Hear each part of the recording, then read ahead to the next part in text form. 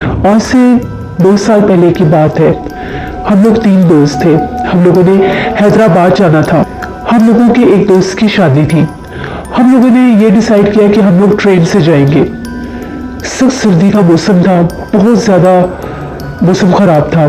तो हम लोगों ने ये प्लान किया कि हम लोग आज रात ही निकल जाएंगे, क्योंकि ठंड बहुत ज़्यादा थी। तो हम लोगों के दोस्त ने ये कहा था कि तुम लोग 2-3 दिन पहले ही आ जाना। हम लोगों ने जब जाकर स्टेशन पर चेक किया तो 11 बजे वाला टाइम वहाँ पर आकर रुकता था, जो आगे हैदराबाद जाता था। हम लोगों ने उसमें 3 टिकट्स ले लिए। 10:30 बजे के करीब हम लोग स्टेशन पर पहुँच गए। बहुत ज़्यादा ठंड होने की वजह से सवारियाँ बहुत ज़्यादा कम थी। बहुत कम लोग थे स्टेशन पर उस टाइम। खैर, गाड़ी आ गई, हम लोग गाड़ी में सवार हो गए। हम लोगों ने अपने साथ ब्लैंकेट भी रखा हुआ था सर्दी से बचने के लिए। काफ़ी ज़्यादा सफ़र गुजर चुका था। सारे रास्ते हम लोग बातें करते गए। बहुत लोगों को देखकर अजीब सा लग रहा था। हर कोई एक कोने में बैठा था अपनी सीट पर, और सबने सर्दी से बचने के लिए ऊपर कुछ ना कुछ ओढ़ा हुआ था। ऐसे ही सफ़र रवा दवा था। तकरीबन कोई 3-3:30 बजे का टाइम हुआ होगा, आधी रात का टाइम था। एक अजीबोगरीब जगह पर ट्रेन रुक गई। हम लोगों को लगा कि शायद कोई स्टेशन आया होगा, तो हम लोग भी उतर कर चाय पी लेंगे। लेकिन जैसे ही हम लोगों ने बाहर की तरफ देखा, उस ट्रेन में पर्दे लगे हुए थे। तो पर्दे हटाकर जब हम लोगों ने देखा तो वो एक सुनसान वीरान जगह थी। दूर दूर तक आबादी का नामो निशान भी नहीं था। हम लोगों को बड़ा अजीब लगा कि पता नहीं ये यहाँ पर ट्रेन क्यों रुकी है। सबने शोर मचाया तो पता चला कि जी यहाँ पर पता नहीं क्या प्रॉब्लम हुई है, एकदम से ट्रेन रुक गई है, कोई पटरी बदलनी थी या जो भी कोई मसला था, उस वजह से ट्रेन रुक गई। अब जो वहाँ पर ट्रेन के अंदर जितने भी वो अमला था उनका, वो सारे उतरे, बाहर निकले, कुछ पैसेंजर भी निकले, हम लोग भी निकले। लेकिन उन लोगों ने मना कर दिया कि ये बिल्कुल सुनसान इलाका है, यहाँ पर आबादी नहीं है, तो आप सब लोग अपनी सीटों पर ही बैठे, बस अभी ट्रेन चल पड़ेगी। अभी वो ट्रेन चलने की बारी ही थी तो कुछ लोगों ने ये शोर मचाया कि वहाँ पर कोई सवारियाँ बैठी हुई हैं। एकदम से पटरी की तरफ से एक औरत चलती हुई आ रही थी और उसके साथ एक छोटी सी बच्ची थी। इलाका गैर, बिल्कुल वहाँ पर आबादी का नामो निशान नहीं था। झाड़ियाँ थी, जंगलात थे, बड़े बड़े मैदान थे, क्योंकि कोई आबादी होती तो वहाँ पर स्टेशन होता या कोई लाइट्स वगैरह होती। तो वो जो कुली था उसने ये पूछा, सॉरी जो टिकट कलेक्टर था उसने ये पूछा कि तुम कौन हो और यहाँ पर इतनी रात को क्या कर रही हो। तो उसने ये कहा कि मैं इधर पास की आबादी में ही रहती हूँ, तो मुझे भी आगे जाना है, मुझे बिठा लो, मैं बड़ी देर से इंतज़ार कर रही हूँ। सारे लोग बड़े हैरान कि ट्रेन तो आज तक ऐसे रुकी नहीं, कोई बस तो नहीं है कि जगह जगह पर सवारियों को उठाती फिरेगी। एनीवेज उन लोगों ने उस औरत को, उस बच्ची को ट्रेन में चढ़ा लिया कि आज तुम लोग बैठ जाओ ट्रेन में। उसने बताया कि मुझे थोड़ा ही आगे जाकर एक स्टेशन आएगा, मुझे वहाँ पर उतार देना। वो माँ बेटी जैसी ट्रेन में आई तो एकदम से ट्रेन ने चलना शुरू कर दिया। वो बड़ी देखने में अजीब सी लग रही थी। हम लोगों का, जहाँ पर हम लोगों की सीट्स थी, वो बिल्कुल स्टार्टिंग वाला ही हिस्सा था, यानी बिल्कुल स्टार्ट में ही हम लोगों की सीट थी। इसलिए हमें सारी बातों का पता चल रहा था कि ये बाहर क्या हो रहा है, क्या नहीं हो रहा। जैसे वो ट्रेन में बैठी, उनको देखकर बड़ा अजीब सा लग रहा था। बड़े उनके चेहरे पुरसरार से थे और औरत ने अपना चेहरा छुपाया हुआ था। हाथ ही सिर्फ नजर आ रहे थे, बड़े उसके काले से हाथ थे। और जो बच्ची थी उसकी भी बड़ी ऐसे अजीब सा हुलिया था। कोई लोगों ने गर्म कपड़े नहीं पहने हुए थे, नॉर्मल कपड़े पहने हुए थे। तो वहाँ पर सीट नहीं थी तो वो लोग आकर नीचे बैठने लगी। ठंड बहुत ज़्यादा थी। हम लोगों ने ये कहा कि हम लोग एक सीट पर हो जाते हैं, इनको बैठने के लिए जगह दे देते हैं।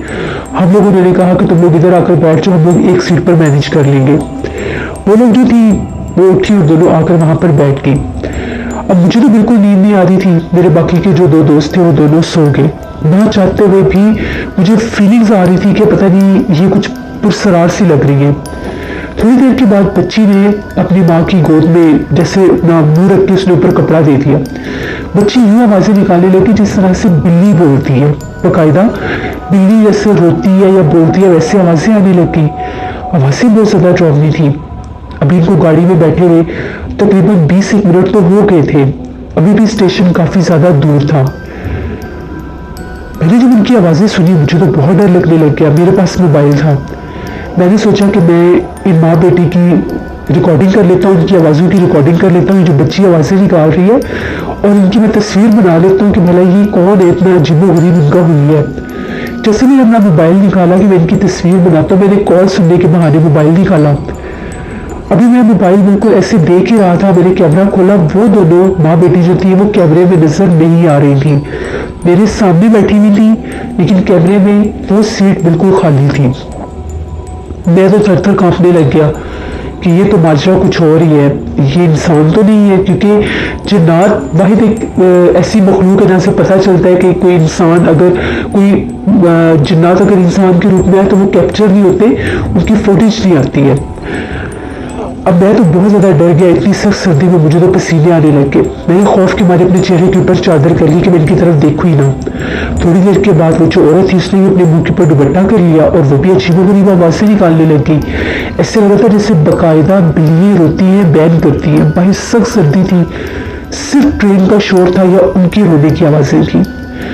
जैसे वो रोने की आवाज़ें मैंने सुनी, मैंने फिर थोड़ी सी चादर अपने चेहरे से हटाई, ऐसे हटाई कि उन्हें ये लगे कि मेरे चेहरे पर चादर है, लेकिन मैं उनको देख रहा था।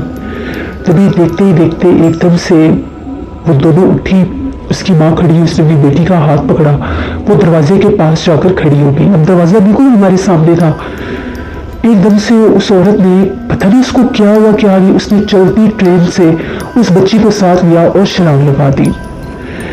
मेरी तो चीखें निकल गई, मैंने तो शोर मचा दिया कि वो माँ बेटी ने चलती ट्रेन से छलांग लगा दिया। पूरी गाड़ी में शोर बरपा हो गया कि लोगों ने चलती ट्रेन से छलांग लगा दी। यहाँ तक कि ये बात जो ड्राइवर था, ट्रेन ड्राइवर था, उस तक भी ये बात चली गई। लोगों ने फौरन ट्रेन रोकी, लेकिन ट्रेन काफ़ी आगे निकल आई थी। अब उन लोगों को समझ ही नहीं आ रही थी कि हुआ क्या। वो लोग हमारे पास है, मैंने भी बताया कि ये इंसान नहीं थी, क्योंकि ये अजीबोगरीब बिल्लियों की आवाज़ें निकाल कर ये रो रही थी। तो मैं इनकी तस्वीर बनाने लगा तो ये कैमरे में नहीं आ रही थी, और मैंने खुद इनको देखा है कि ये दरवाजे में गई है और एकदम जैसे कोई परिंदा उड़ता है उस तरह से ये बाहर निकली है और ये गायब हो गई है।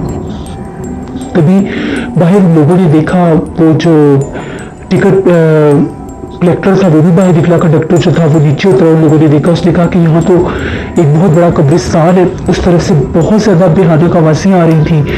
फौरन से वो लोग वापस ट्रेन में चढ़े और लोगों ने ट्रेन चलाना शुरू कर दी।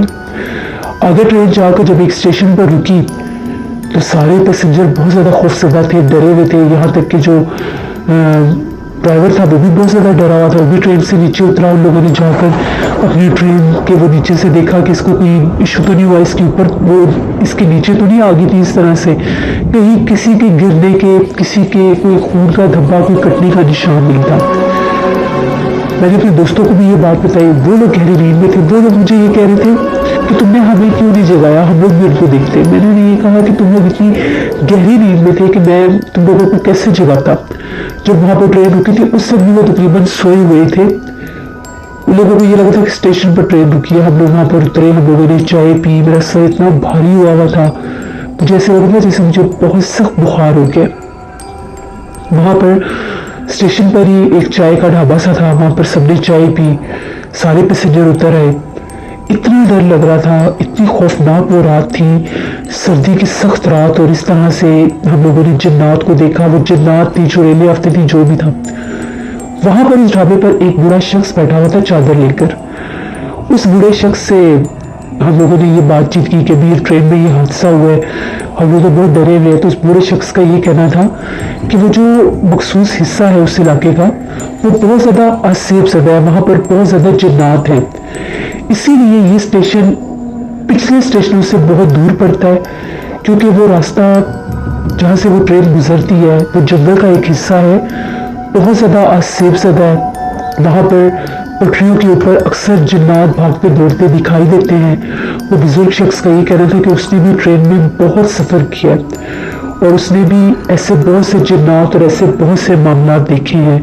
उसका ये भी कहना था कि वो जो रास्ते में कब्रिस्तान है वो एक कदीम और पुराना कब्रिस्तान है। कोई पता नहीं वो कब्रिस्तान कब का है कब का नहीं है, क्योंकि वहाँ पर दूर दूर तक आबादी का नामो निशान नहीं है। उस कब्रिस्तान में भी बेपनाह जिन्नात का बसेरा है। तो वो जो औरत थी वो कोई चुड़ैल थी, उसके साथ जैसे उसकी वो बच्ची सी थी, तो वो बिल्लियों की ही आवाज़ों में रोती है, वो जानवरों की ही आवाज़ से निकालती हैं। उसने भी ये कहा कि तुम लोगों ने उसके पाँव देखने थे। हमने से ये कहा कि उसने लिबास इतना अजीब सा पहना हुआ था जैसे कोई वो घगरा सा होता है कि उसके पाँव छुपे हुए थे, उसके पाँव नजर नहीं आ रहे थे, लेकिन वो चल बड़े अजीब अंदाज में रही थी। जब वो ट्रेन में सवार हुई थी और जब वो ट्रेन से कूदी थी बाहर, उसे वो इस तरह से चल रही थी जिस तरह से पता नहीं उसके पैरों में क्या प्रॉब्लम थी, क्या नहीं, जैसे पाँव को घसीट कर हम जमीन पर चलते हैं इस तरह से वो चल रही थी।